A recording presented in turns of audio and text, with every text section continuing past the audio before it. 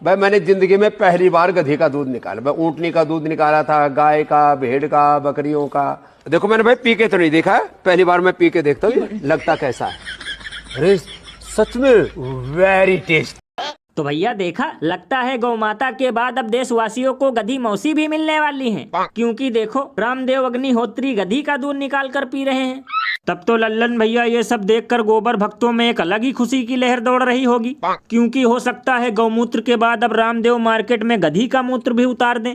लल्लन भैया मुझे तो लगता है कि जब से इनका दर्जनों नकली प्रोडक्ट बैन हुआ है तब से इनकी हालत अडानी से भी ज्यादा खस्ता हो गई है। इसीलिए कभी पानी को शुद्ध करने वाला चूरन बेच रहे हैं तो कभी गधी का दूध पी रहे हैं। और लल्लन भैया मुझे तो डर है कि कहीं अगली वीडियो में एक कुतिया का दूध निकाल कर लोगों से ये न कहने लगे कि इसकी क्वालिटी तो ऊँटनी के दूध से भी ज्यादा टॉप है और पावर इतना है कि ये तो शिलाजीत का भी बाप है।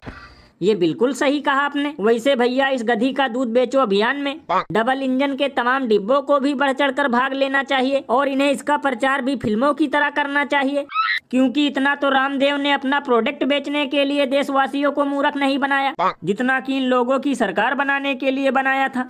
लल्लन भैया इसीलिए तो लोग घनघोर बेइज्जती करते हुए ये कहते हैं कि आज भी लोग ढूंढ रहे हैं 35 रुपए लीटर वाला पेट्रोल और ये ढोंग पुरुष बेच रहे हैं कभी गधी का दूध तो कभी चूरन का घोल। और अभी तो रुको, क्लाइमैक्स अभी बाकी है। हम संभल जाने की कोशिश कर रहे हैं, पुलिस मना कर रही है, अलाउ नहीं कर रही है। एज एलओपी मेरा अधिकार बनता है कि मैं जा सकता हूं। ये सब क्या देखना पड़ रहा है। तो भैया देखा, कल राहुल गांधी संभल में पीड़ितों से मिलने जा रहे थे, तभी उन्हें बीच रास्ते में रोककर वापस घर भेज दिया गया। तो लल्लन भैया इसमें चौंकने की क्या बात है, यही तो डबल इंजन का असली नारा है। ना बोलूंगा ना बोलने दूंगा, ना खाऊंगा ना खाने दूंगा और ना जाऊंगा ना जाने दूंगा।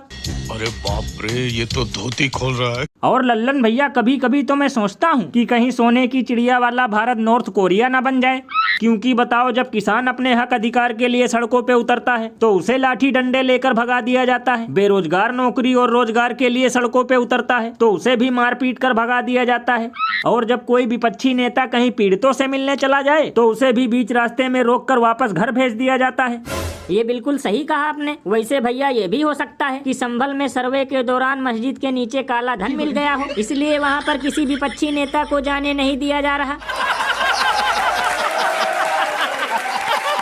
और भैया सबसे कमाल की बात तो ये है कि जिन अंध भक्तों के पास टूटी साइकिल भी नहीं है, वो भी कल राहुल गांधी को बुरा भला कहते हुए ये कह रहे थे कि इस पप्पू ने फालतू में रोड पर जाम लगा रखा है। लल्लन भैया इसीलिए तो लोग घनघोर बेइज्जती करते हुए ये कहते हैं कि इस देश को बर्बाद करने में सबसे ज्यादा इन ढक्कनों का योगदान है। इसीलिए आज क्वार्टर और टमाटर का रेट एक समान है और देश भर में चल रही नफरत की दुकान है।